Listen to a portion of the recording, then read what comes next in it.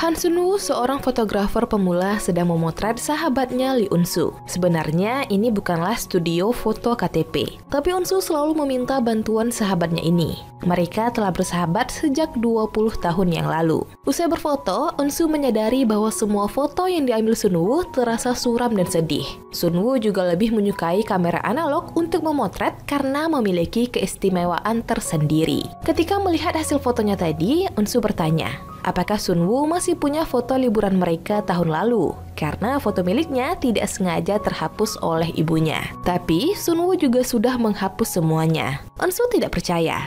Ia mencoba membuka folder di komputer Sunwoo. Tapi Sunwoo mengingatkan Eun-soo kalau ia punya rapat dengan seorang komponis. Eun-soo baru teringat dan pergi dengan terburu-buru.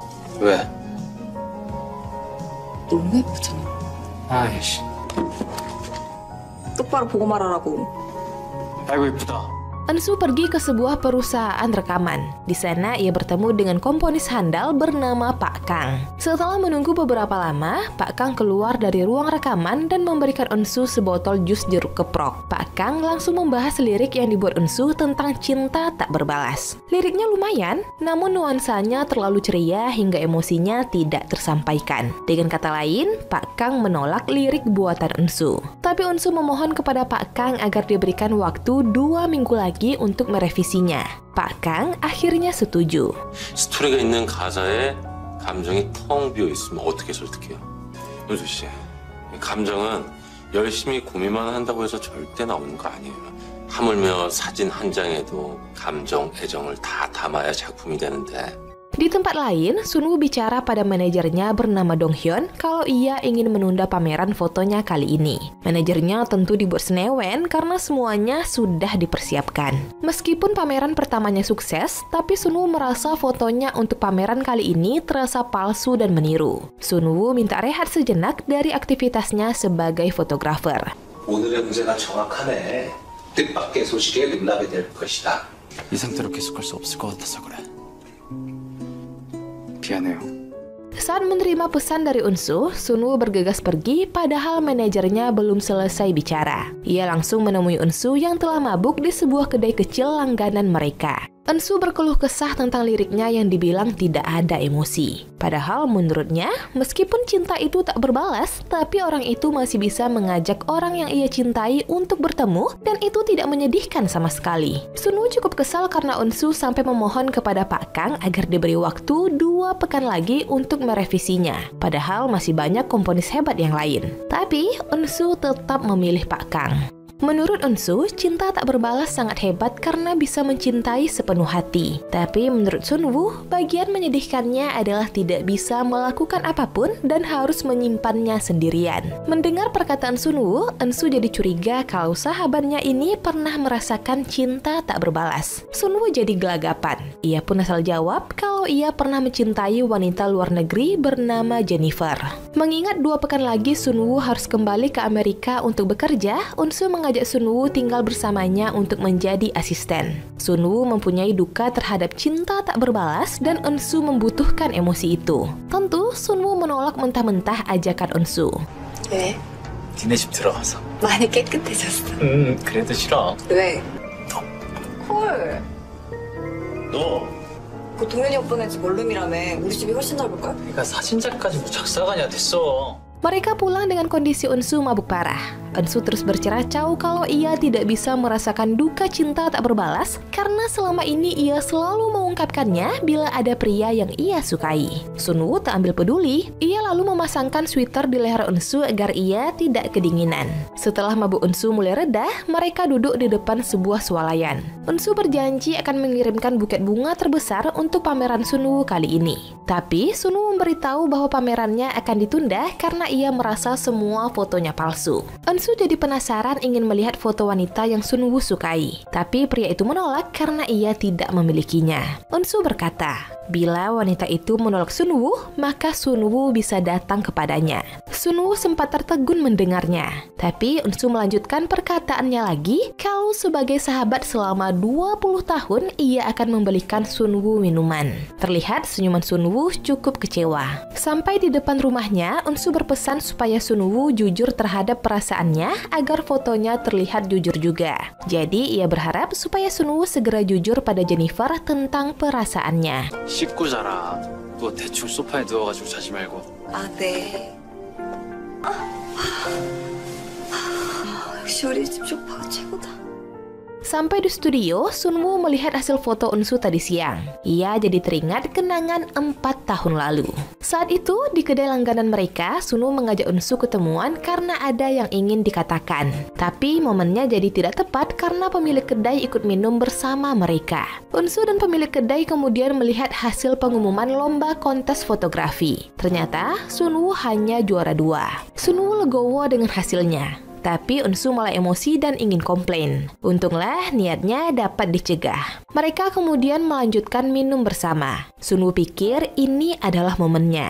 Ia beralasan ingin mengajak Unsu cari angin di luar karena di sini cukup panas. Tapi Unsu menolak karena kebetulan ia masih galau setelah putus dari kekasihnya yang selingkuh. Pemilik kedai menyarankan Unsu agar berkencan dengan Sunwoo karena ia tampan dan baik. Tapi Unsu menolak karena ia tidak ingin berpisah dengan Sunwoo bila suatu saat mereka putus sebagai kekasih. Untunglah Sunwoo belum mengatakan apapun tentang perasaannya. Setidaknya dia sudah tahu jawaban apa yang akan ia terima. Kejadian 4 tahun lalu masih terus menjadi pembatas Sunwoo untuk memendam perasaannya kepada Unsu. 얘랑 만났다가 헤어지면 나 어떻게 살라고? 못 살아. 그치 선우야? 죽을 때까지 이렇게 안 헤어지고 살려면 우린 평생 친구해야 돼. 지독한 우정이다. Esok paginya, Unsu terbangun karena Sunwoo datang ke rumahnya. Tiba-tiba saja, pria itu memutuskan untuk tinggal di rumahnya dan setuju untuk menjadi asistennya. Mereka mulai beres-beres dan makan bersama ditemani arak beras karena Unsu tidak suka wine. Ketika itu, Sunwoo melihat banyak jeruk keprok yang dikirimkan ibu Unsu dari Jeju. Wanita ini sampai bosan memakannya dan menyuruh Sunwoo untuk menghabiskannya sebagian.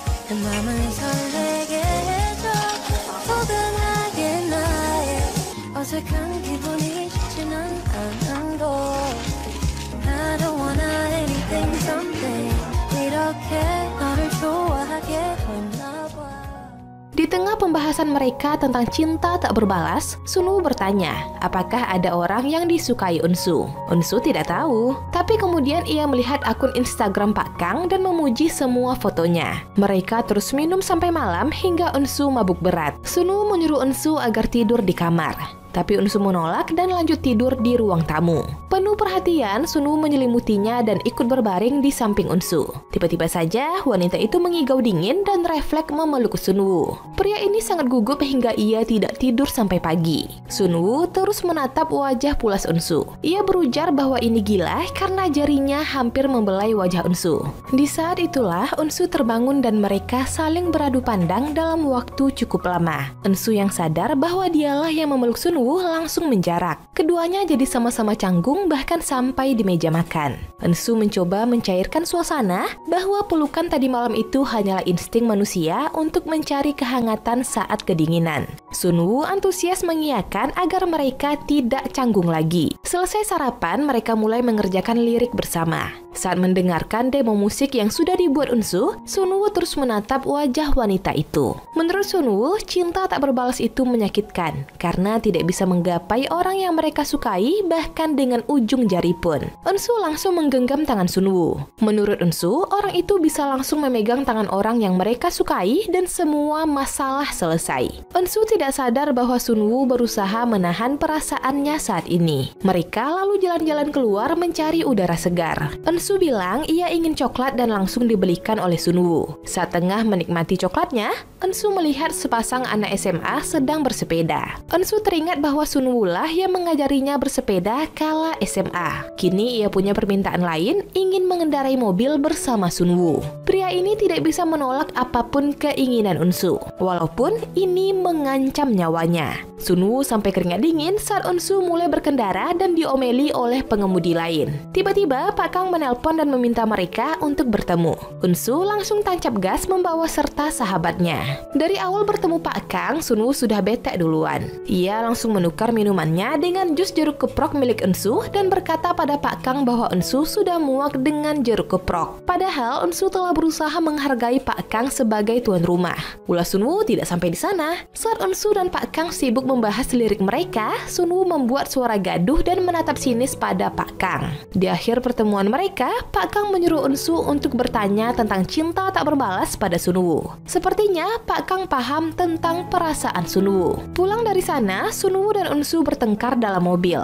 Sepertinya api cemburu Sunwoo belum padam. Ia minta diturunkan di tepi jalan, padahal sebentar lagi mereka akan sampai. Unsu yang kesal juga pergi begitu saja. Gara-gara berantem, Sunwoo jadi murung di studio. Donghyun bertanya di mana Sunwoo tidur selama ini, padahal kekasihnya sudah lama pulang. Sunwoo menjawab kalau dia di rumah Unsu. Tentu saja Donghyun senang. Akhirnya setelah sekian lama, Sunwoo berani mengakui perasaannya. Tapi Sunwoo belum melakukannya. Namun ia harus segera mengutarakannya sebelum ia meninggalkan Korea. Akhirnya Donghyun paham kalau alasan Sunwoo menunda pameran adalah Unsu. Bukannya marah, tapi Donghyun malah bersyukur. Itu artinya Sunwoo tidak pensiun seperti yang ada di pikirannya. Keluar dari studio, ternyata Unsu telah menunggunya dengan sebuket bunga dan hadiah. Ia membujuk Sunwoo agar mau baikan dengannya setelah berantem tadi. Mereka lalu belanja bahan makanan bersama. Unsu yang gegabah memasukkan apa saja ke troli tanpa perhitungan. Tapi Sunwoo yang teliti langsung mengembalikannya dan memilih bahan yang lebih tepat. Sampai di rumah, Unsu kaget melihat ada sekotak jeruk keprok lagi di meja. Mereka kaget saat melihat ibu Unsu telah duduk di belakang mereka sedari tadi. Keduanya langsung panik karena ketahuan tinggal bersama. Tanpa banyak bicara, ibu Unsu langsung menyuruh keduanya duduk. Bukannya menyidang mereka, ibu malah mengeluarkan deretan kartu tarot dan menyuruh Sunwoo memilih 3 kartu sambil memikirkan duka di hatinya. Kartu pertama menggambarkan kalau Sunwoo sedang menyukai seseorang. Kartu kedua menggambarkan kalau perasaan Sunwoo sangat tulus hingga akhir. Lalu gambar di kartu ketiga membuat ibu Unsu agak terdiam sebentar. Ia menatap wajah Sunwoo yang tegang dan langsung berkata bahwa orang itu sangat jauh. Sunwoo menarik nafas lega. Ibu Unsu kemudian pamit pulang. Sunwoo mengantarnya sampai depan rumah. Sebelum pergi, ibu memberi Sunwoo kartu ketiga tadi untuk jadi azimat keberuntungannya. 엄마 제발 교 좀 그만 보내면 안 될까? 세 박스? 나 죽어 엄마! Saat makan malam, Unsu teringat lirik Pak Kang tentang udara pukul 4.40 pagi. Menurut Sunwoo, maknanya adalah kesepian dalam kesunyian. Lalu Unsu mengajak Sunwoo keluar esok paginya pukul 4.40 pagi. Seperti biasa, Sunwoo mengalungkan syal ke Unsu agar wanita spesialnya ini tidak kedinginan. Setiap hari mereka menulis lirik. Sunwoo juga terus makan jeruk keprok supaya persediaan jeruk Unsu bisa berkurang. Diam-diam, ia juga memotret Unsu yang fokus menulis lirik.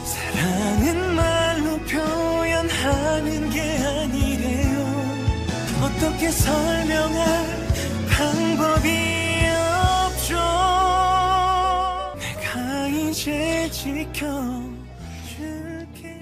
Suatu malam saat Sunwoo sedang mandi, Donghyun menelponnya. Mau tidak mau, Unsu terpaksa mengangkat panggilannya. Donghyun minta tolong Unsu untuk mengirim foto yang ada di laptop Sunwoo karena ini urusan mendesak. Foto itu harus segera dikirim ke agensi. Akhirnya, Unsu melakukannya. Kebetulan sekali, Unsu jadi bisa mencari foto liburan mereka tahun lalu. Unsu masih tidak percaya kalau foto itu terhapus. Ternyata benar, foto itu masih ada. Namun, Unsu mulai sadar kalau di folder itu banyak fotonya yang diambil tanpa ia sadari. Bahkan di folder lain, Sunwoo banyak memotret Unsu secara diam-diam. Pria itu mengurutkannya berdasarkan tahun dan momen. Kebetulan saat itu, Sunwoo baru selesai mandi. Unsu terpaku memandangnya. Kini Unsu paham bahwa Jennifer yang dimaksud Sunwoo adalah dirinya.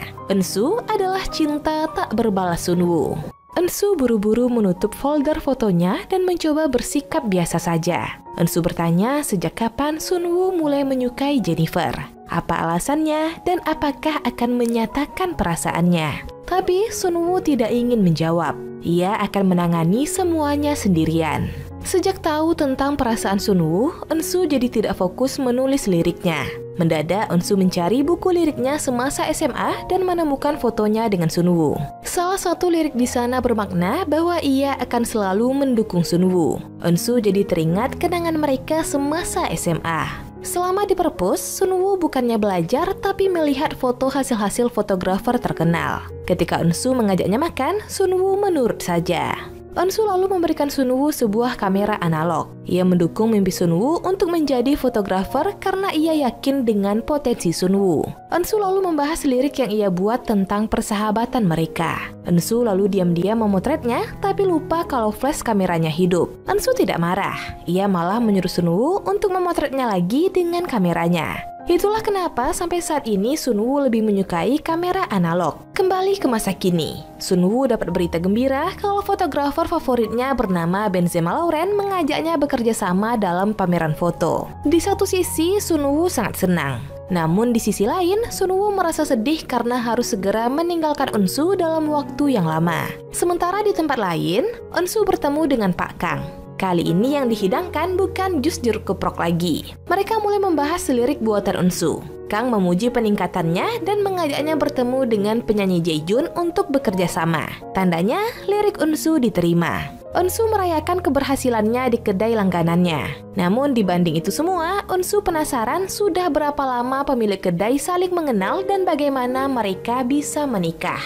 Padahal mereka awalnya bersahabat. Pemilik kedai jadi penasaran kenapa Eunsu bertanya hal demikian. Mereka menduga Sunwoo telah menyatakan perasaannya. Eunsu bingung, kenapa mereka bisa tahu tentang perasaan Sunwoo. Tapi pemilik kedai malah heran kenapa Eunsu tidak menyadarinya. Bahkan bila diibaratkan, Sumpit saja tahu kalau Sunwoo menyukainya. Eunsu mulai jujur tentang perasaannya. Sunwoo adalah pria baik yang telah menemaninya selama ini. Bila mereka menjalin hubungan lebih dari sahabat, Eunsu takut akan menyakitinya karena pria itu sangat penting baginya. 야, 너 이참에 잘 생각해봐. 한프로 잘생겼지? 그래. 진국이지? 그래. 선우가 상처받을까 봐. 나한테 너무 귀해. Ketika Eunsu sampai di rumah, Eunsu kaget karena Sunwoo tiba-tiba muncul dan memberinya sebuket bunga sebagai permintaan maaf. Ia menyesal telah ketus pada Eunsu ketika Eunsu menanyakan tentang Jennifer. Tanpa diminta, Sunwoo mulai menjawab pertanyaan tentang Jennifer yang diajukan Eunsu malam itu. Sudah 8 tahun Sunwoo menyukai Jennifer alias Eunsu. Bahkan mungkin lebih lama. Alasannya karena wanita itu sangat percaya dan yakin kalau Sunwoo akan melakukan yang terbaik. Pertanyaan terakhir, apakah Sunwoo akan menyatakan perasaannya? Sunwoo menjawab ia akan segera melakukannya. Eunsu jadi tidak bisa tidur semalaman karena secara tidak langsung jawaban Sunwoo tadi malam adalah tentang dirinya. Pagi-pagi sekali Eunsu mengendap-endap keluar karena canggung bila bertemu Sunwoo. Ternyata pria itu telah berada di halaman memperbaiki sepeda Eunsu saat SMA. Seperti biasa, Sunwoo mengalungkan syal ke leher Eunsu yang pelupa. Sunwoo bertanya pukul berapa Eunsu akan pulang malam nanti karena ia ingin menyampaikan sesuatu. Tapi Eunsu yang paham maksud Sunwoo mencoba menghindar dan beralasan kalau dia akan pulang sangat larut. Ia menyuruh Sunwoo untuk tidur duluan dan tidak menunggunya. Akhirnya, Eunsu makan malam dengan penyanyi dan pihak agensi yang akan bekerja sama dengannya. Usai berbincang dengan mereka, Pak Kang mengajak Eunsu untuk minum wine bersamanya. Demi menghargai Pak Kang, Eunsu setuju-setuju saja. Padahal ia sangat tidak suka wine. Tanpa diduga, ternyata Pak Kang menyukai Eunsu dan menyatakan perasaannya. Ia tidak menuntut jawaban sekarang dan memberi Eunsu waktu untuk lebih mengenalnya. Sunwoo yang cemas karena Eunsu tak kunjung pulang mencoba mencari Eunsu. Ia menemukan Eunsu sedang di bar wine bersama Pak Kang. Langsung saja Sunwoo menghampirinya dan berlagak kebetulan bertemu. Eunsu izin pergi sebentar karena harus menelpon seseorang. Pak Kang memberitahu kalau ia baru saja menyatakan perasaannya kepada Eunsu. Sunwoo tidak marah, ia malah melihat botol wine di depannya dan bertanya apakah Eunsu menyukainya. Dan Pak Kang menjawab kalau Eunsu menikmatinya. Sunwoo membisu. Eunsu bahkan rela meminum minuman yang tidak ia sukai demi Pak Kang. Saat akan pulang, Sunwoo beralasan ada janji lain dan menyuruh Eunsu untuk pulang dengan Pak Kang. Ketika sampai di rumah, Eunsu melihat sepedanya telah selesai diperbaiki. Namun sampai pagi, Sunwoo tak kunjung pulang. Ia coba menelpon Sunwoo tapi ponselnya tidak aktif. Akhirnya, Eunsu pergi mencarinya ke studio. Namun hanya ada Donghyun di sana. Eunsu memberi coklat pada Donghyun karena kata Sunwoo ia sedang merayakan kabar baik. Tapi Sunwoo lah menurut Donghyun yang lebih pantas merayakannya. Eunsu akhirnya diberitahu tentang kerjasama Sunwoo dengan fotografer terkenal. Ia akan pergi lebih dari setahun untuk melakukan pameran. Kesempatan ini sangat penting untuk Sunwoo. Tapi Donghyun frustasi saat tahu kalau Sunwoo belum menyatakan perasaannya pada Eunsu. Hal ini bisa mempengaruhi Sunwoo untuk menolak tawaran besar ini. 설마. 그래 또 울어? 괜찮아. 진짜 설마. 에이, 아니야야만 해. 아니야. Ketika pulang ke rumah, Eunsu langsung disambut Sunwoo di halaman. Sunwoo menunjukkan sepeda Eunsu yang telah ia cat ulang. Ketika Sunwoo hendak menyatakan perasaannya, Eunsu langsung memotongnya. Eunsu berucap bahwa ia akan selalu mendukung Sunwoo sebagai sahabat. Sunwoo tersenyum getir karena perasaannya tidak sempat diutarakan. Sunwoo hanya bisa pamit kepada Eunsu. 노란색 우정이 초록색 꿈을 응원한다고. 그게 내 마음이야, 선우야. 잘 있어라. 정말 축하해. 고마워.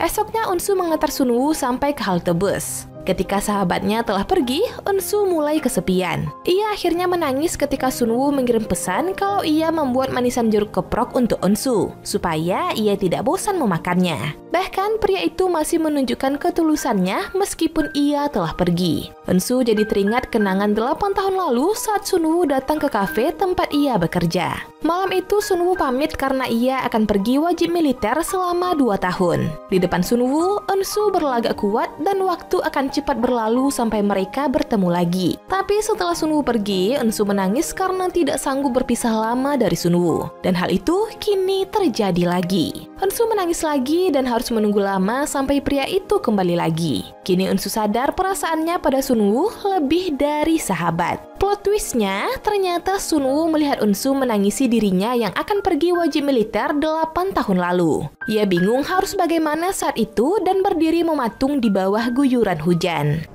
난 은수 웃는 것만 봐도 마음이 꽉 차. 보고 싶은 선우야. 이번 가사는 아주 잘 쓸 수 있을지도 모르겠어. 내 마음 알아달라고 은수 힘들게 할 뻔했네. 미쳤었지 그냥. 네가 말한 짝사랑이 뭔지 알게 되었거든. 걔가 울면 정말 뭘 어떻게 해야 될지 모르겠거든. 난 진짜 진심으로 원해.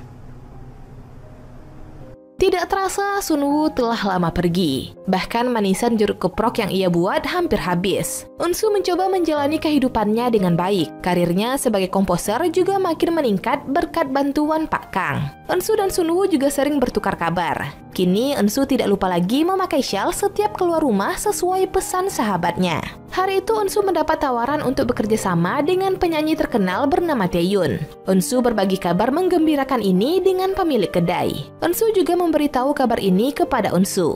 Tapi pesannya tak kunjung dibaca. Di saat itulah Eunsu jadi teringat kenangannya bersama Sunwoo. Pria itu sangat mendukung mimpinya sebagai penulis lirik. Saat itu Eunsu berjanji akan menuliskan lirik lagu untuk Taeyoon, penyanyi kesukaan Sunwoo. Dan kini janji itu terpenuhi. Sayangnya Sunwoo tidak bersamanya di sini. Esok harinya Eunsu pergi ke studio Sunwoo karena ingin minta foto KTP-nya tahun lalu. Saat itu tidak sengaja Eunsu melihat fotonya tertempel di dinding bersama foto lain. Ia bingung kapan Sunwoo mengambil fotonya itu. Di bawah fotonya juga tertempel kartu tarot yang pernah ibunya berikan kepada Sunwoo. Kebetulan Sunwoo menelpon Donghyun. Ia baru mendapat sinyal setelah sekian lama. Eunsu ingin bicara padanya, tapi buru-buru Donghyun memutus sambungan. Ketika ponsel Eunsu berdering, ia pikir itu Sunwoo. Ternyata malah Pak Kang yang mengajaknya untuk bertemu. Di restoran itu, Pak Kang kembali menyatakan perasaannya. Tapi Eunsu menolak karena perasaannya tidak bisa dibohongi. Pak Kang tidak marah. Ia juga tetap akan bekerja sama dengan Eunsu.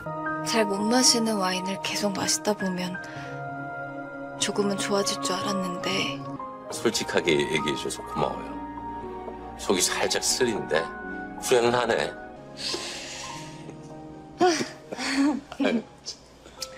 Setelah Eunsu sampai di rumah, ia melihat rumahnya telah rapi. Ia pikir Sunwoo telah pulang dan ingin memberinya kejutan. Ternyata ibunya yang datang.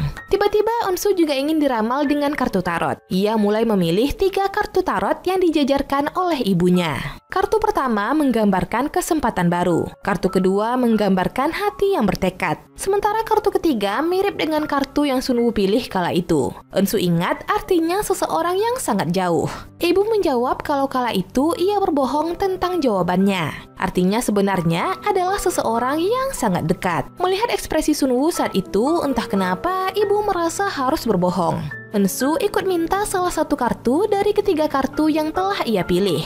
Ia akhirnya memilih gambar hati yang bertekad. 타이밍이 왔다고 생각하면 잘 잡아 뭐든 그게 진심이라고 느껴지면 Pesan Eunsu dari kemarin tak kunjung dibalas. Meskipun Eunsu mengirim pesan lain, pesan itu tetap tak mendapat balasan. Sebenarnya saat ini Eunsu sangat merindukan Sunwoo. Ia lalu melihat boneka peninggalan Sunwoo dan menemukan ada kertas di dalam tas boneka itu. Ternyata berisi sebuah kalung dan surat ungkapan isi hati Sunwoo. Sudah sangat terlambat untuk menemukan surat itu. Namun kini waktunya Eunsu untuk membalas perasaan Sunwoo. Hari berikutnya saat melewati toko bunga, Eunsu melihat bunga yang pernah diberikan Sunwoo untuknya. Seperti keajaiban, pria itu keluar dari toko bunga dan mereka kembali bertemu setelah sekian lama.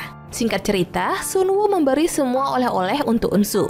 Ia pulang selama 10 hari karena fotografer idolanya sedang ada masalah pribadi. Sunwoo ikut senang atas keberhasilan Eunsu menjadi penulis lirik Taeyeon. Ia lalu mengajak Eunsu untuk memberi kejutan ulang tahun pada istri pemilik kedai. Usai dari sana, Sunwoo mengantar Eunsu pulang. Sunwoo teringat kalau Eunsu pernah mengirim pesan ingin mengatakan sesuatu. Tapi Eunsu mengatakan hal lain karena timingnya saat ini tidak tepat. Kini, Eunsu balik memasangkan shawl di leher Sunwoo. Esoknya Eunsu datang ke studio foto Sunwoo dengan alasan ada toko kue yang baru buka. Ternyata ada perempuan lain di tempat itu dan selalu cari perhatian Sunwoo. Kata Donghyun, itu adik kelas Sunwoo di sekolah seni yang ingin membantunya mengolah foto pameran Sunwoo. Sunwoo lalu mengenalkan keduanya. Kini giliran Eunsu yang cemburu buta. Ia berusaha menghentikan keakraban mereka secara tidak langsung dan kepo dengan apapun yang mereka lakukan. Malamnya, Eunsu mengirim pesan pada Sunwoo untuk mengajaknya pergi minum. Sunwoo setuju dan mengajaknya minum bersama di studio. Kali ini ajakan Sunwoo membuatnya sangat antusias. Sampai di sana, mood baik Eunsu langsung berubah. Ternyata adik kelas Sunwoo juga ikut bergabung dengan mereka. Bahkan menempel terus pada Sunwoo. Perasaan Eunsu semakin kacau karena kartu tarot Sunwoo sudah tak tertempel lagi di bawah fotonya. Usai minum bersama, Eunsu belum pulang dan duduk di depan studio foto Sunwoo sambil melihat kartu tarotnya. Tiba-tiba ia mendengar suara Sunwoo dan adik kelasnya dan buru-buru bersembunyi di balik mobil. Eunsu mendengar kalau adik kelas Sunwoo sangat ingin menjadi kekasih Sunwoo. Meskipun ditolak, tapi gadis itu tidak ingin menyerah. Setelah adik kelas Sunwoo pulang, Sunwoo menyuruh Eunsu untuk keluar dari persembunyiannya. Ternyata Sunwoo menyadari kehadiran Eunsu dari awal. Eunsu mengajak Sunwoo untuk jalan-jalan sebentar.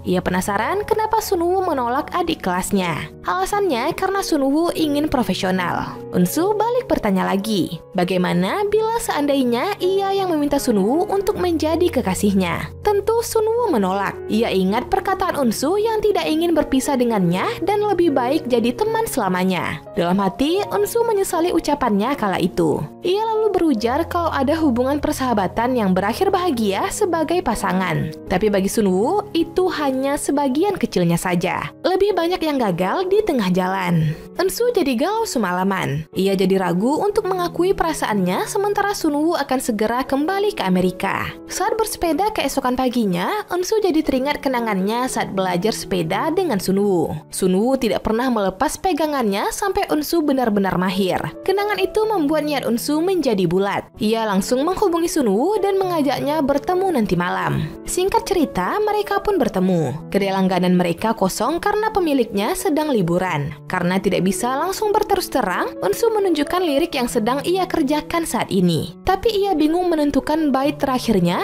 karena Sunwoo. Eunsu sudah memikirkannya setiap malam dan akhirnya ia bisa menyimpulkannya. Eunsu tidak bisa menahannya lebih lama. Rasanya akan sakit kecuali ia katakan dengan lantang. Eunsu baru sadar bahwa perasaannya selama ini pada Sunwoo adalah cinta.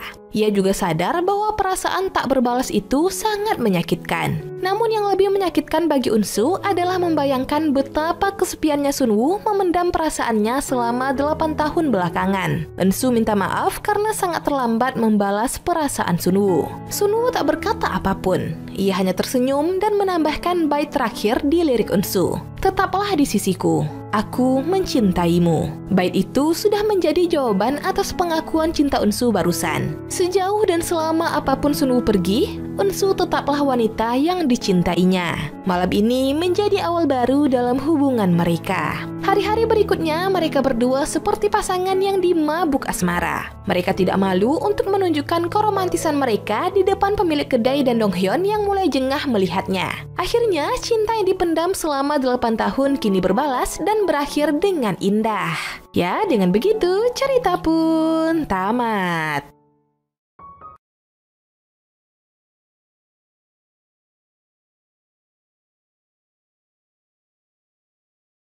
Film diawali dengan menampilkan Lee Hyung yang merupakan produser dan penulis lagu yang cukup sukses. Ia berniat untuk melamar kekasihnya bernama Hyun Kyung, seorang penyanyi yang mengalami demam panggung, guys. Dalam perjalanannya untuk melamar kekasihnya, ia mengalami kecelakaan mobil yang cukup serius dan membuatnya berakhir di ruang ICU. Sementara tubuhnya dalam kondisi koma di rumah sakit, arwah Lee Hyun mulai masuk dari satu tubuh menuju tubuh lain. Di mana pertama kali arwahnya masuk ke dalam tubuh gadis SMA bernama Malhi, yang diketahui saat itu sedang hamil, guys. Malhi merupakan murid paling cerdas di sekolahnya. Lee Hyung sangat shock dengan apa yang dialaminya. Kenapa ia bisa masuk ke dalam tubuh Malhi? Ia pun awalnya mengatakan kalau itu hanya mimpi dan mencoba menyakiti dirinya. Namun itu bukan mimpi dan yang dilakukannya memang membuatnya sakit. Saat hendak kabur dari sekolah dengan melompati pagar, ia bertemu dengan Skuli, seorang teman Malhi. Di gudang sekolah, Lee Hyung mencoba meyakinkan Skuli bahwa ia adalah arwah yang merasuki raga Malhi. Namun ia adalah arwah yang lupa ingatan. Ia tak ingat tentang dirinya. Setelah Skuli percaya dengan apa yang dikatakan Lee Hyung, mereka pun pergi keluar dari gudang itu dan mendapati ada seorang penyanyi jalanan sedang menunjukkan aksinya. Hal itu membuat perlahan ingatan Lee Hyung pulih, guys. Ia menyebutkan nama Hyun Kyung yang merupakan calon tunangannya. Ketika malam, Lee Hyung pulang ke rumah Malhi dan menemui ibunya. Ibunya heran kenapa Malhi berbicara dengan logat Korea formal. Di kamarnya, Lee Hyung terkejut karena Malhi sudah pernah ke rumah sakit sebelumnya untuk mengecek kehamilannya. Besoknya di sekolah, Lee Hyung tiba-tiba keluar kelas dan menuju atap sekolah. Tiba-tiba, guys, dari belakang kekasih Malhi, Yusop, datang menjumpainya.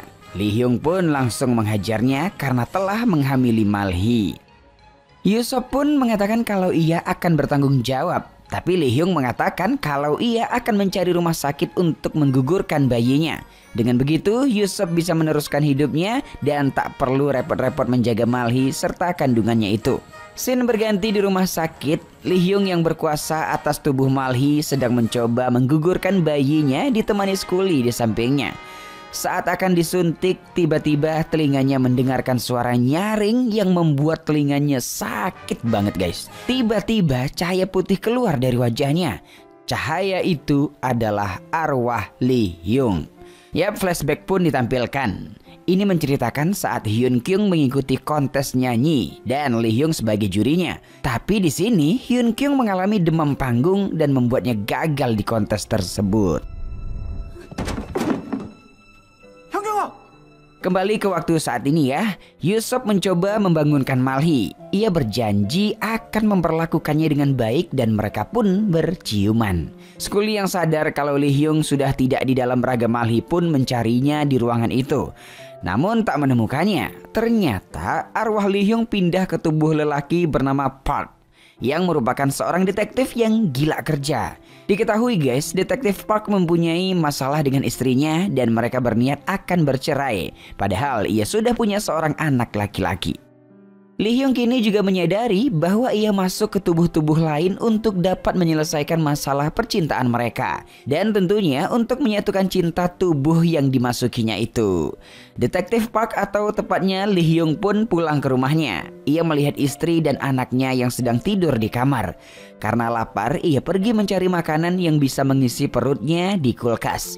Namun guys, ia tak menemukan makanan hingga akhirnya sang anak datang dan mengatakan tidak ada makanan untukmu. Namun memberikannya sereal untuk mengganjal perutnya.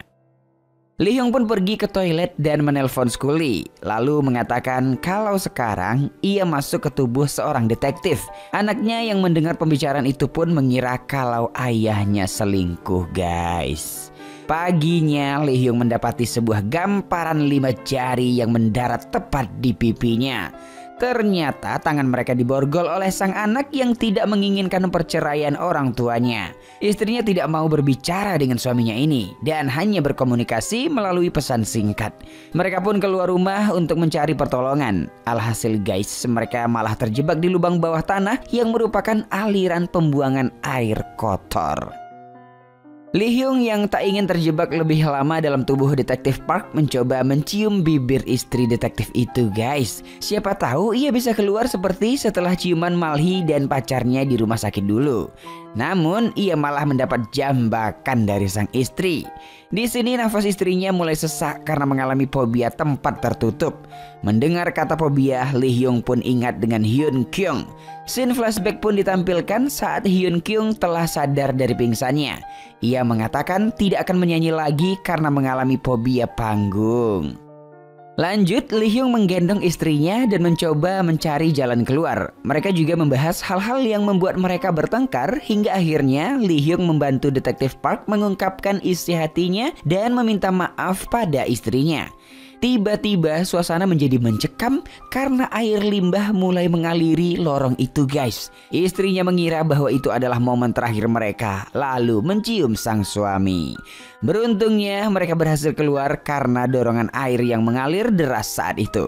Detektif Park dan istrinya pun dilarikan ke rumah sakit dengan ambulans. Kini mereka telah sembuh dan sedang menyaksikan berita siaran televisi ketika mereka mengalami kejadian di lorong itu. Anaknya mengatakan semua awak media sudah tahu kalau mereka adalah suami istri.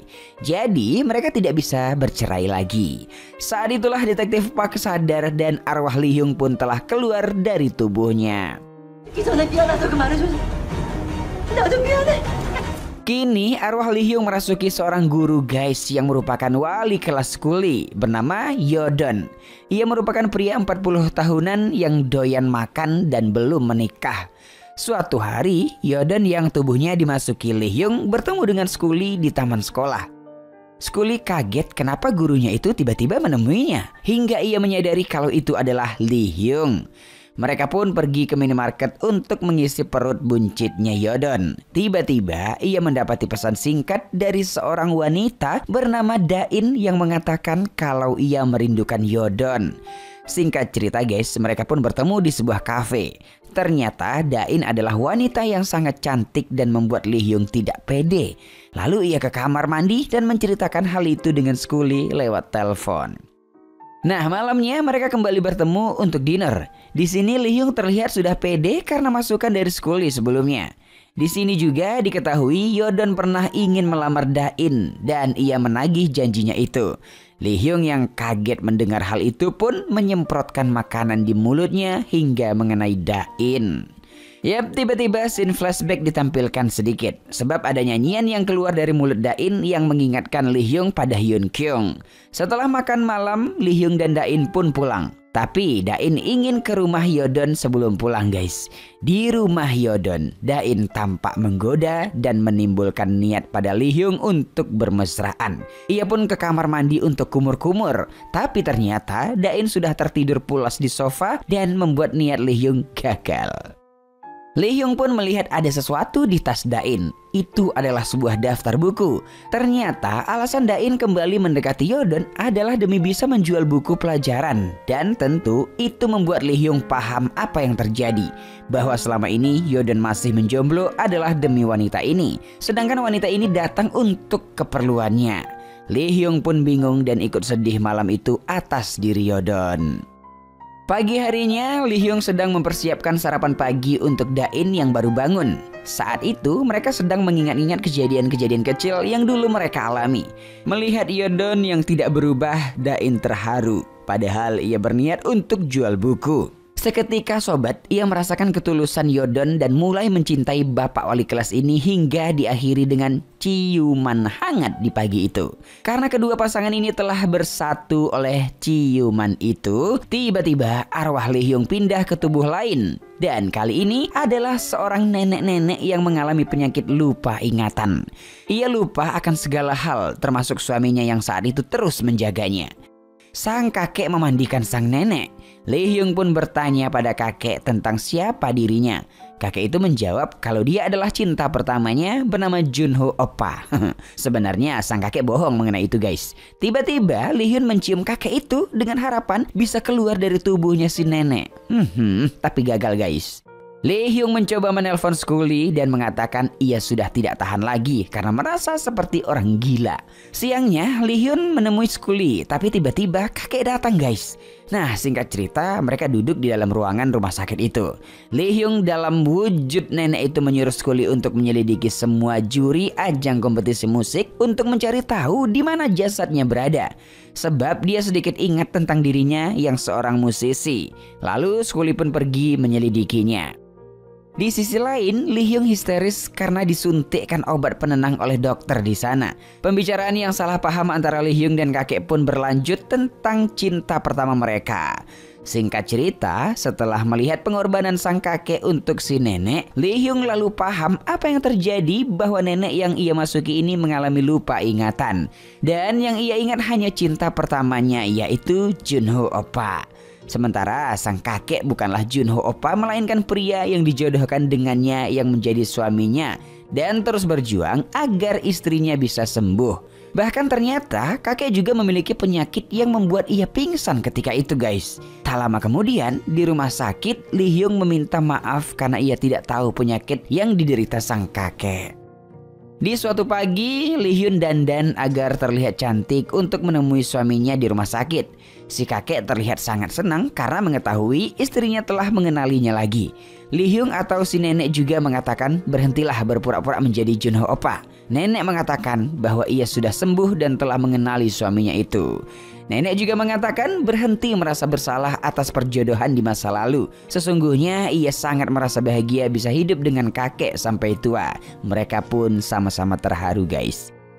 Setelah itu kakek berterima kasih karena telah mengenalinya dan tiba-tiba ia kembali tak sadarkan diri selama-lamanya alias meninggoy guys dalam keadaan bahagia. Arwah Lee Hyung pun keluar saat sang nenek mencium tangan suaminya.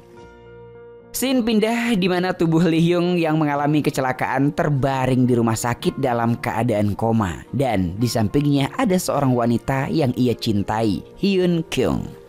Skuli telah menemukan sosok Lee Hyung. Ia pun melihat dari luar kamar. Tiba-tiba seorang teman mereka juga datang dan membawakan sandwich untuk dimakan oleh Hyun Kyung. Kini guys, arwah Lee Hyung telah kembali ke jasadnya. Ia bisa mendengarkan suara Hyun Kyung. Nah, scene flashback ditampilkan saat Lee Hyung dan Hyun Kyung sedang latihan nyanyi. Mereka berniat untuk tampil bersama. Lee Hyung yang mengiringi dan Hyun Kyung yang bernyanyi.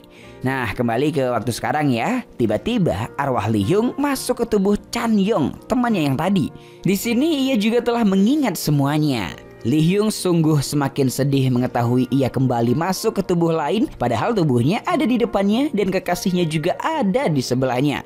Ia sedikit emosional berusaha membangunkan dirinya yang koma dan Hyun Kyung pun kaget dan bertanya ada apa dengan Chan Yong. Skuli yang terus memata-matai mereka menyadari kalau Lee Hyung sudah berada dalam tubuh Chan Yong. Adegan flashback kembali saat kecelakaan terjadi. Ternyata sobat, orang-orang yang dirasuki oleh Lee Hyung adalah orang yang berada di lokasi kejadian saat ia mengalami tabrakan mobil. Malhi, Detektif Park, wali kelas Yodon dan juga Skuli semua berada di situ. Masih dalam scene flashback ya, Lee Hyung dan Hyun Kyung tidur bersama di taman belakang rumah. Di momen manis inilah Lee Hyung menyatakan cintanya pada Hyun Kyung. Oke, kembali ke waktu sekarang. Lee Hyung yang berada dalam tubuh Chan Yong bersama Skuli pergi ke suatu tempat. Di sini Lee Hyung mencoba meminta bantuan Skuli untuk memberikan naskah lagu pada Hyun Kyung. Skuli juga melihat kalau di mobil itu ada cincin lamarannya. Ia mengambil cincin itu diam-diam untuk nanti akan diberikan pada Hyun Kyung. Nah, tibalah di kafe. Skuli bertemu dengan Hyun Kyung. Dengan mengaku sebagai sepupu Lee Hyung, ia lalu memberikan naskah lagu dan juga cincinnya. Hyun Kyung pergi ke rumah sakit. Ia mengatakan sanggupkah ia bernyanyi lagi pada Lee Hyung yang masih terkapar dan juga bertanya jika ia melakukan itu apakah Lee Hyung akan pulih. Tiba-tiba saja guys, kondisi Lee Hyung memburuk dan pendeteksi detak jantungnya terlihat garis datar. Para dokter berusaha menyelamatkan nyawanya hingga akhirnya pendeteksi detak jantung itu pun kembali terlihat garis naik turun yang artinya sudah normal kembali. Hyun Kyung lalu bertemu dengan Chan Yong. Di sini Lee Hyung dalam wujud Chan Yong keceplosan guys karena menggunakan bahasa Korea non formal yang tidak seperti dirinya yang biasanya. Lee Hyung mengatakan bahwa ia akan memandu Hyun Kyung bernyanyi di panggung. Hyun Kyung merasakan ada yang aneh dengan Chan Yong. Nah, esoknya sebelum tampil, Chan Yong mengatakan kata-kata penyemangat untuk menghilangkan demam panggung Hyun Kyung, yaitu luka di atas panggung harus diobati dengan penampilan yang baik di atas panggung.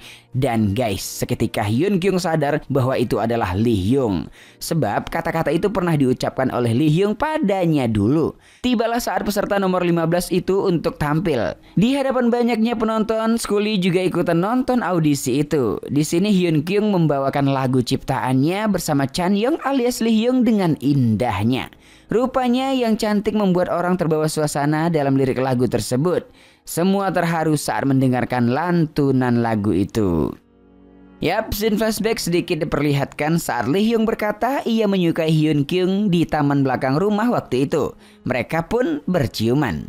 Kembali saat Hyun Kyung bernyanyi, tiba-tiba di rumah sakit raga Lee Hyung mengeluarkan air mata.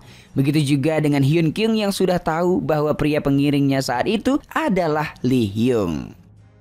Nah, beberapa tahun kemudian Lee Hyung telah sembuh dan pulih. Saat ini Hyun Kyung telah terkenal berkat penampilannya yang memukau dulu.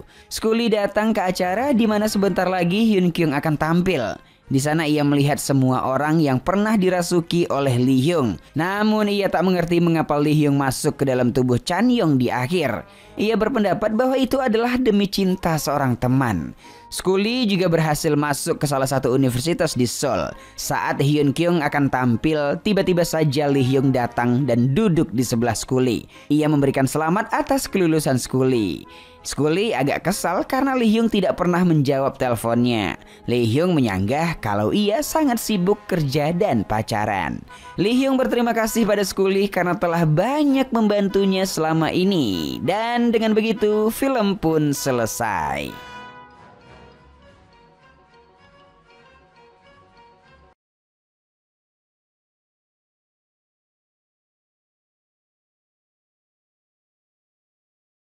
Pada masa Raja Kwang Hee, di tahun ke-8 pemerintahannya tersebar isu mengenai pengkhianat di dalam istana. Raja sangat cemas dengan keselamatannya karena setiap hari ia harus selalu waspada. Hal itu membuat kesehatannya menurun, membuatnya mudah marah dan merasa stres. Raja hanya percaya pada satu orang, yaitu Do Sung Ji, sekretaris kerajaan. Suatu hari, Raja memerintah Sung Ji untuk mencari seseorang yang mirip seperti dirinya. Esok harinya, Raja diharuskan untuk mengikuti jalannya eksekusi terduga pengkhianat bernama Yoon Jon Ho. Jon Ho sendiri adalah kakak kandung dari ratu kerajaan.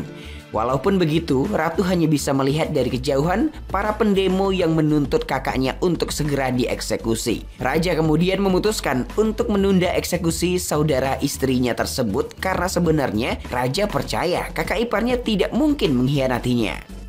Malamnya, ajudan kepercayaan Raja sedang mengintai seseorang yang wajahnya mirip seperti Raja. Orang itu bernama Hasun, seorang komedian kampung yang sedang menghibur para bangsawan di rumah hiburan malam. Hasun berusaha menyemarakkan suasana dan dengan pedenya ia melemparkan komedi tak senonohnya mengenai Raja. Hari itu juga Hasun ditangkap dan dipertemukan sekretaris Sung Ji. Namun bukannya ditangkap atas ulahnya, Hasun ternyata dipersiapkan untuk bertemu dengan Raja. 주변을 살피셔야 하옵니다. 그댄 어찌 편전만 지키라는 것이오? Saat matahari terbenam, Hasun diperkenalkan ke hadapan Raja Kwang Hee. Melihat Hasun yang sangat mirip dengan dirinya, Raja terlihat sangat senang. Terlebih setelah ia mendengar komedian itu bisa meniru caranya berbicara. Malam itu juga, raja bersama pengawalnya pergi meninggalkan istana untuk bertemu perempuan bernama Nyonya Han. Tanpa sepengetahuan ratu, raja selalu berkunjung untuk tidur dengan wanita ini guys. Raja terbangun karena ia bermimpi buruk segerombolan orang datang menyerangnya. Nah, di lain sisi, Hasun sudah ditugaskan menyamar menjadi raja. Saat kakinya kram, ia pun berjalan-jalan sambil menghibur diri meniru suara raja. Lalu ia dikagetkan dengan kedatangan seorang pria bernama Sangsun, yaitu kepala Kasim kerajaan. Untuk mempermudah mengingatnya, kita akan memanggilnya Kasim Sun. Di pagi buta, Sung Ji membangunkan Hasun dan memberikannya bayaran.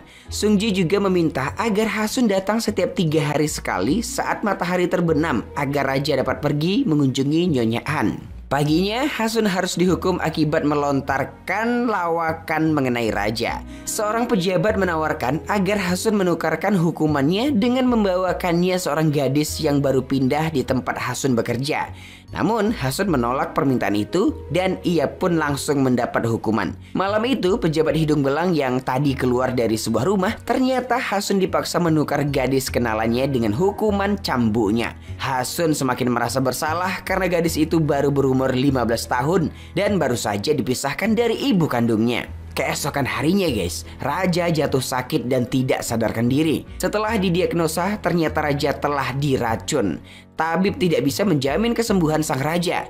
Sung Ji pun memerintahkan tabib kerajaan untuk membawa raja pergi dari istana dan fokus pada kesembuhan raja. Lalu sosok Raja Kwang Hee akan digantikan sementara oleh Hasun. Hasun kaget mendengar permintaan itu, namun ia menolaknya guys. Hasun tidak berani menyamar menjadi raja dalam waktu lama karena khawatir dengan keselamatannya. Namun Sung Ji bersikeras, ia memberikan Hasun 20 keping perak dan berjanji akan melipat gandakan bayarannya. Hasun tetap menolak dan pergi keluar ruangan. Akan tetapi, tak lama keyakinan Hasun pun goyah.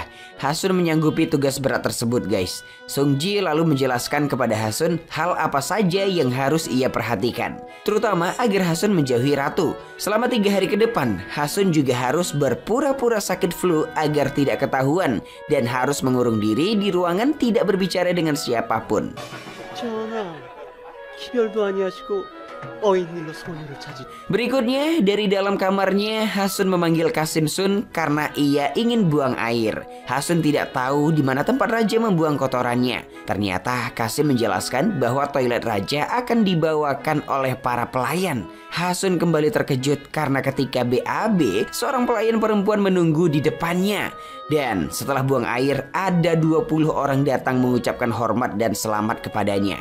Selain itu, raja punya kebiasaan membasuh wajah di pagi hari. Namun karena Hasun baru pertama kali, ia malah meminum air cuci muka yang disediakan untuknya.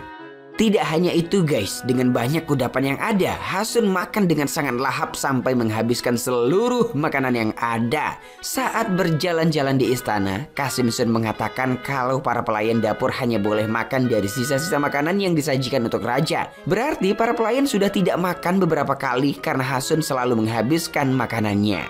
Di tengah pembicaraan, Hasun melihat Ratu Yu dari kejauhan. Ia terpana melihat kecantikan dari Yang Mulia Ratu. Namun Hasun tahu kalau dirinya harus menghindari Ratu agar identitasnya tidak terbongkar. Ratu mulai curiga dengan perilaku suaminya yang berusaha menghindari dirinya.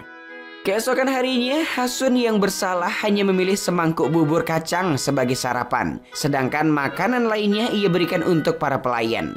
Di sini dimulailah perkenalan Hasun dengan seorang pelayan dapur istana. Gadis ini bernama Sawal, bukan Sawaludin ya. Ia berusia 15 tahun guys. Sawal adalah pencicip makanan raja dan merupakan orang yang membuatkan bubur kacang enak tersebut. Hasun terlihat sangat senang mencicipi bubur itu. Dan mulai saat itu juga dirinya semakin dekat dengan Sawal. Lalu tibalah waktu di mana Hasun mengenal politik kerajaan guys. Sung Ji tidak mengajarkan Hasun dengan baik. Hasun hanya belajar cara menjawab, ya lakukanlah untuk semua hal. Alhasil dirinya secara tidak sengaja menandatangani semua undang-undang yang dibuat oleh para menteri. Melihat itu Sung Ji semakin menjadi pusing. Pasalnya Hasun telah menyetujui semua rencana licik para menteri, mulai dari pengesahan peraturan De Jong sampai persetujuan untuk mengeksekusi mati kakak kandung yang mulia ratu. Melihat kondisi itu, Kasim Sun menyarankan agar Hasun belajar hukum di perpustakaan kerajaan. Malam itu juga Hasun langsung belajar giat ditemani Kasim Sun. Ia pun tahu yang mana hukum yang baik dan yang menguntungkan rakyatnya.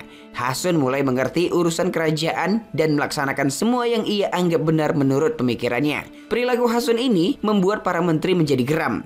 Pada suatu hari, Sung Ji menemukan orang yang meracuni raja. Segala petunjuk mengarah kepada Nyonya An, orang yang sering berjumpa dengan raja di luar istana. Ternyata Nyonya An adalah kaki tangan salah satu menteri licik bernama Jul Dosa. Merasa rencana akan terbongkar, Menteri Dosa pun membunuh Nyonya An dan menghilangkan semua bukti yang ada. 유종호의 공문도 하신 겁니까? 아니요, 그건 그러지 않았어.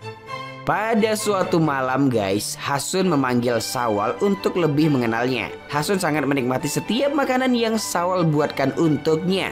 Sawal lalu menceritakan kalau dirinya adalah budak yang dijual karena tidak bisa membayar pajak kepada seorang tuan tanah. Keluarganya juga menderita karena dikenakan pajak yang tidak masuk akal.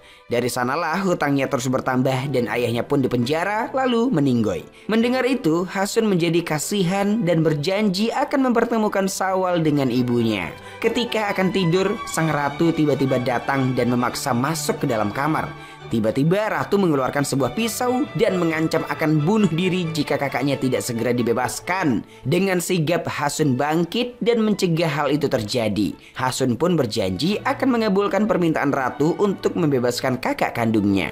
Keesokan harinya, Hasun langsung menemui kakak iparnya. Hasun bertanya mengapa Yun dituduh berkhianat. Yun berkata ia tidak ingin mengkhianati raja. Ia hanya menyayangkan sikap raja yang tidak memihak rakyat dan malah sibuk bermain dengan wanita. Mendengar itu ya kan, Hasun langsung membebaskan Yun tanpa memperdulikan prosedur pengadilan yang ada. Hal ini menyebabkan para menteri menjadi semakin geram dengan ulah sang raja.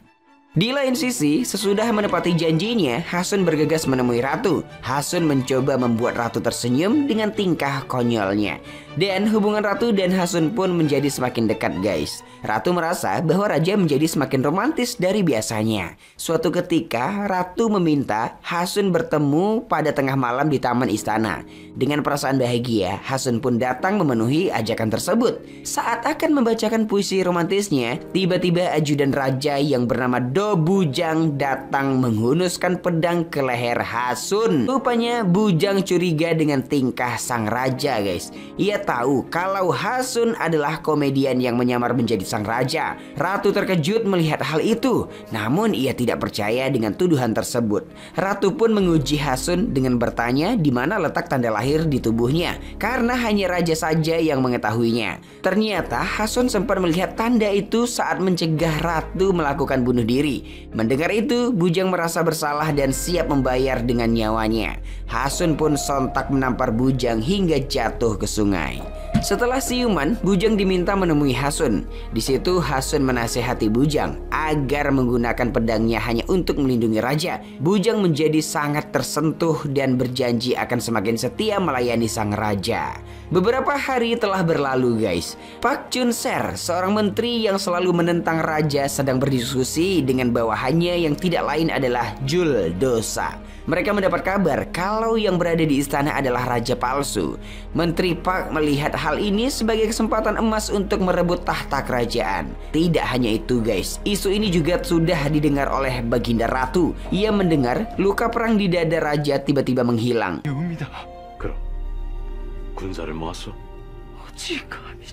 Untuk membuktikannya, Ratu mengundang raja ke kamarnya. Dengan sedikit rayuan dan paksaan, Ratu pun menyadari bahwa orang di depannya bukanlah suaminya.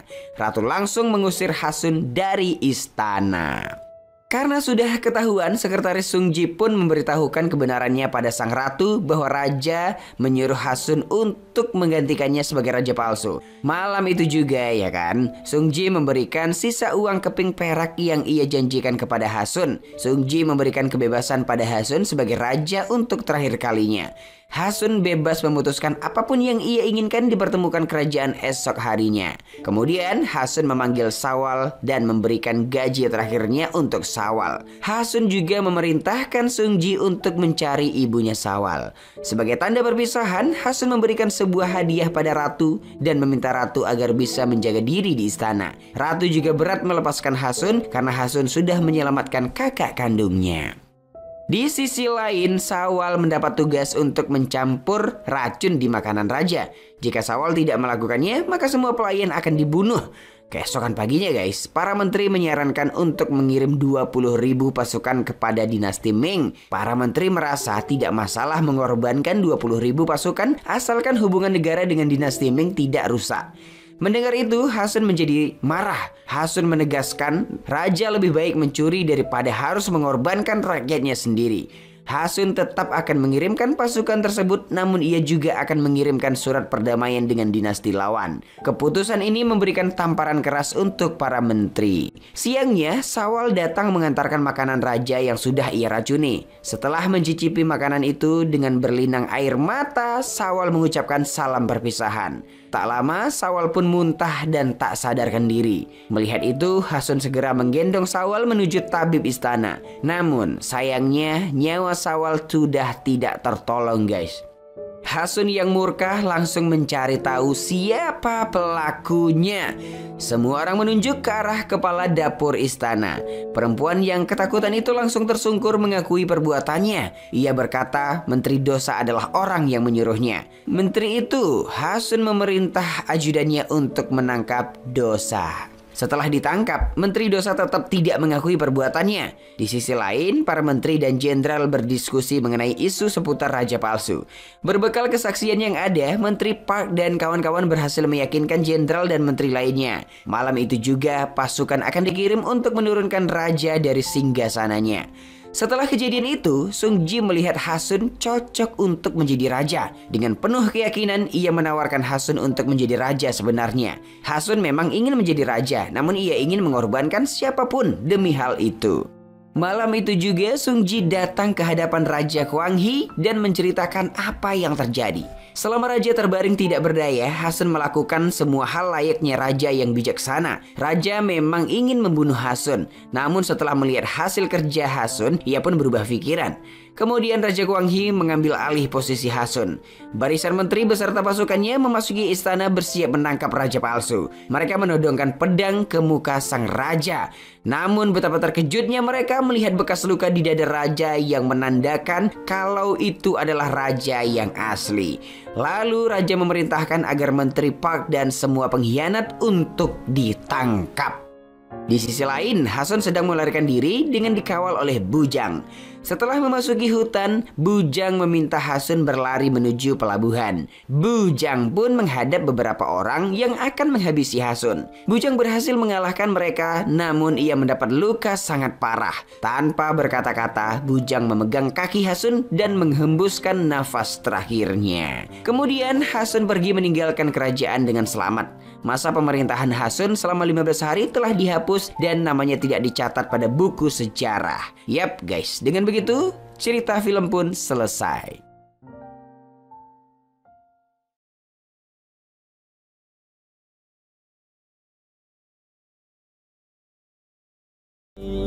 Engkau kini bukanlah untukku, sungguh ku tahu ingin ku telah jauh. Cukup sudah kau lupakanlah masa-masa itu, saat dulu aku di hatimu.